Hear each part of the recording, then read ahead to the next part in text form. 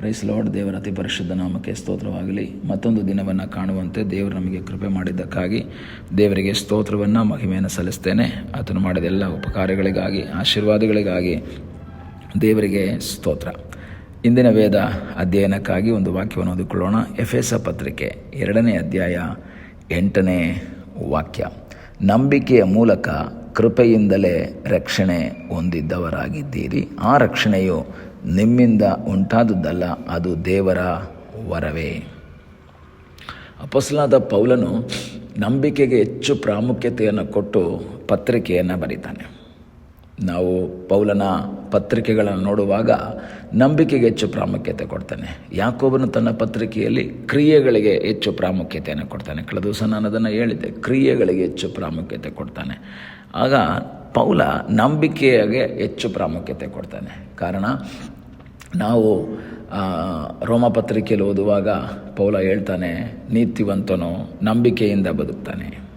By faith, just shall live by faith. ನಂಬಿಕೆಯಿಂದ ನೀತಿವಂತನು ಬದುಕ್ತಾನೆ. ಅದರ ಅರ್ಥ ಕ್ರಿಯೆಗಳಿಂದ ಅಲ್ಲ. ನಂತರ ಇಲ್ಲಿ ಎಫೆಸ ಪತ್ರಿಕೆಯಲ್ಲಿ ಪೌಲ ಎಫೆಸದವರಿಗೆ ಹೇಳ್ತಾ ಇದ್ದಾನೆ, ನಾವು ರಕ್ಷಣೆ ಹೊಂದಿರೋದು ಕ್ರಿಯೆಗಳಿಂದ ಅಲ್ಲ, ಏನೋ ದುಡ್ಡು ಕೊಟ್ಟಲ್ಲ, ನಾವು ಏನೋ ಒಂದು ಒಳ್ಳೆಯ ಕಾರ್ಯ ಮಾಡಿದ್ರಿಂದಲ್ಲ, ಪುಣ್ಯ ಕ್ರಿಯೆಗಳಿಂದ ಅಲ್ಲ. ನಾವೇನು ಮಾಡಿ ನಮಗೆ ರಕ್ಷಣೆ ಸಿಕ್ಕಿಲ್ಲ. ನಾವೇನಾದರೂ ಮಾಡಿ ರಕ್ಷಣೆ ಸಿಕ್ಕಿದರೆ ಅದು ನಮ್ಮ ಪ್ರಯತ್ನದ ಫಲವಾಗಿರುತ್ತೆ. ಹೊಗಳಿಕೊಳ್ಳುವುದಕ್ಕೆ ನಮಗೆ ಆಸ್ಪದವಿರುತ್ತೆ.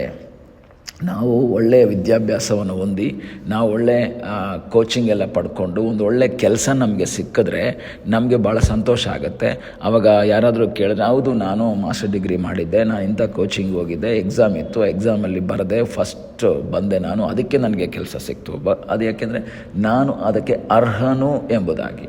ಆದರೆ ಕೆಲವು ಸಂದರ್ಭದಲ್ಲಿ ಕೆಲವರಿಗೆ ಒಳ್ಳೆಯ ವಿದ್ಯಾರ್ಹತೆ ಇರೋದಿಲ್ಲ, ಆದರೂ ಸಹ ಕರುಣೆಯಿಂದ ಯಾರಾದರೂ ಒಂದು ಕೆಲಸ ಕೊಟ್ಟರೆ, ಉನ್ನತವಾದ ಒಂದು ಕೆಲಸ ಕೊಟ್ಟರೆ ಅದು ಏನಾಗುತ್ತೆ ಅಂತ ಹೇಳಿದ್ರೆ ಅವನ ಕ್ರಿಯೆಯಿಂದ ಅಲ್ಲ, ಅವನು ಮಾಡಿದಂತಹ ಒಳ್ಳೆಯ ಕಾರ್ಯದಿಂದ ಅಲ್ಲ, ಅಥವಾ ಅವನು ಮಾಡಿದಂತಹ ವಿದ್ಯಾಭ್ಯಾಸದ ಅರ್ಹತೆ ನೋಡಿ ಅಲ್ಲ, ಅದು ಕೃಪೆಯಿಂದ, ಬೈ ಗ್ರೇಸ್. ಕೃಪೆ ಅಂತ ಹೇಳಿದ್ರೆ ಏನದು? ಅರ್ಹತೆ ಇಲ್ಲದಂತಹ ಸ್ಥಳದಲ್ಲಿ ದೇವರಿಂದ ದೊರಕುವಂತಹ ಒಂದು ದಾನ. ಅರ್ಹತೆ ಇರಲಿಲ್ಲ ನಮಗೆ. ಇವತ್ತು ದೇವರ ವಾಕ್ಯವನ್ನು ಕೇಳುವಂಥ ಪ್ರಿಯ ದೇವರ ಮಕ್ಕಳೇ, ನಾನು ನೀವು ಪಾಪದ ಕೆಸರಲ್ಲಿ ಬಿದ್ದಿದ್ವಿ. ದೇವರ ಸನ್ನಿಧಿಗೆ ಬರುವುದಕ್ಕೆ ಯಾವ ಯೋಗ್ಯತೆ ಇಲ್ಲದೆ ಈ ಲೋಕದಲ್ಲಿ ಜೀವಿಸ್ತಾ ಇದ್ದಂತಹ ಸಮಯದಲ್ಲಿ ನಿಮ್ಮನ್ನು ಪ್ರೀತಿ ಮಾಡಿದಂತಹ ಒಬ್ಬ ದೇವರಿದ್ದರು. ನನ್ನನ್ನು ನಿಮ್ಮನ್ನು ಸ್ವೀಕರಿಸಿದಂತಹ ಒಬ್ಬ ದೇವರಿದ್ದರು. ನಮ್ಮ ಜೀವಿತದಲ್ಲಿ ಅರ್ಹತೆಗಳು ಯಾವುದೂ ಇರಲಿಲ್ಲ. ದೇವರ ವಾಕ್ಯದಲ್ಲಿ ರೋಮ ಪತ್ರಿಕೆ 5ನೇ ಅಧ್ಯಾಯದಲ್ಲಿ ನಾವು ಓದ್ತೀವಿ, 6, 8, 10 ವಾಕ್ಯಗಳು ಓದ್ತದೆ. ನಾವು ಬಲಹೀನವಾಗಿದ್ದಾಗ ಆತನು ನಮ್ಮನ್ನು ಪ್ರೀತಿ ಮಾಡಿದ್ರು. ನಾವು ವೈರಿಗಳಾಗಿದ್ದಾಗ ಆತನು ನಮ್ಮನ್ನು ಪ್ರೀತಿ ಮಾಡಿದ್ರು. ನಾವು ಪಾಪಿಗಳಾಗಿದ್ದಾಗ ಆತನು ನಮ್ಮನ್ನು ಪ್ರೀತಿ ಮಾಡಿದನು. ಅದರ ಅರ್ಥ ಕೃಪೆಯಿಂದ, ಬೈ ಗ್ರೇಸ್.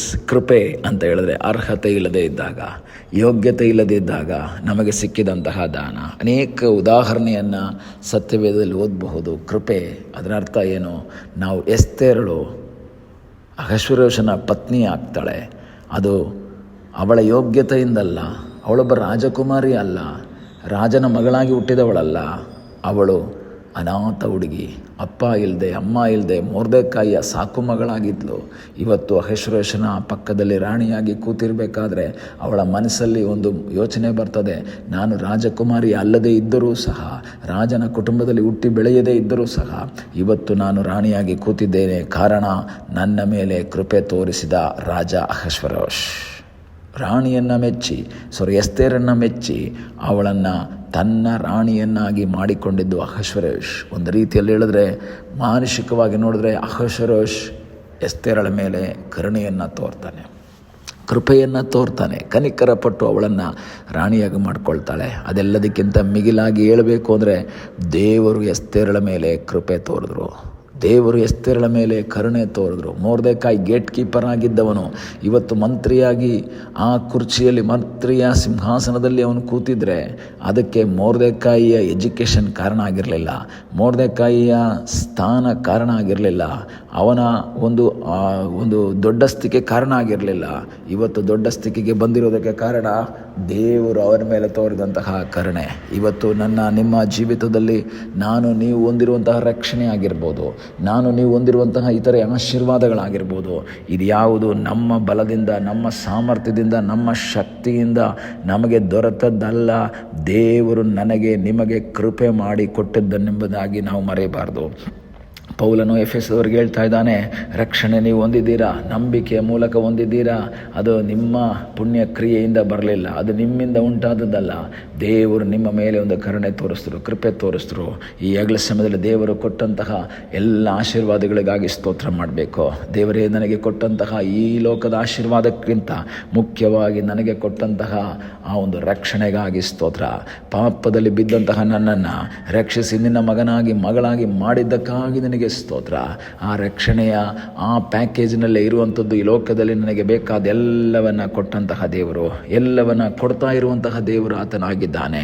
ನಾನು ಹೊಂದಿರುವ ರಕ್ಷಣೆ ಆಗಿರ್ಬೋದು, ಇವತ್ತು ನಾನು ಹೊಂದಿರುವಂತಹ ಎಲ್ಲ ಆಶೀರ್ವಾದಗಳಾಗಿರ್ಬೋದು, ಇದು ನನ್ನ ಬಲದಿಂದಲ್ಲ, ದೇವರ ದಾನ. ದೇವರು ನಮ್ಮ ಮೇಲೆ ಕೃಪೆ ತೋರಿದನೆಂಬುದಾಗಿ ಹೇಳಿ ದೇವರಿಗೆ ಸ್ತೋತ್ರವನ್ನು ಮಾಡೋಣ, ಪ್ರಾರ್ಥಿಸೋಣ. ನಮ್ಮನ್ನು ಬಹಳವಾಗಿ ಪ್ರೀತಿ ಮಾಡುವ ಪರಲೋಕದ ತಂದೆಯೇ, ಮತ್ತೊಂದು ಆವೃತ್ತಿ ನಿನ್ನ ಸಂಧಾನದಲ್ಲಿ ನಾವು ಬಂದಿದ್ದೇವೆ. ತಲೆಬಾಗಿರುವಂಥ ನಿನ್ನ ಮಕ್ಕಳನ್ನು ಆಶ್ರಿತ ಮಾಡು. ನಿನ್ನ ಕೃಪೆ, ಆಶೀರ್ವಾದ, ಸಾನ್ನಿಧ್ಯ ನಿನ್ನ ಮಕ್ಕಳ ಸಂಗಡ ನಿರಂತರವಾಗಿರಲಿ ಎಂಬುದಾಗಿ ನಾವು ಪ್ರಾರ್ಥಿಸ್ತೇವೆ. ಅಪ್ಪ, ನಮ್ಮ ಜೀವಿತದಲ್ಲಿ ಕೊಟ್ಟಂತಹ ರಕ್ಷಣೆಗಾಗಿ ಸ್ತೋತ್ರ.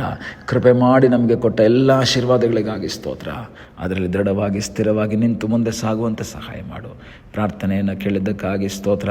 ಯೇಸುವಿನ ಮುದ್ದಾದ ಹೆಸರಿನಲ್ಲಿ ಬೇಡಿಕೊಳ್ಳುತ್ತೇವೆ ನಮ್ಮ ಪ್ರೀತಿಯ ತಂದೆಯೇ, ಆಮೇನ್. God bless you.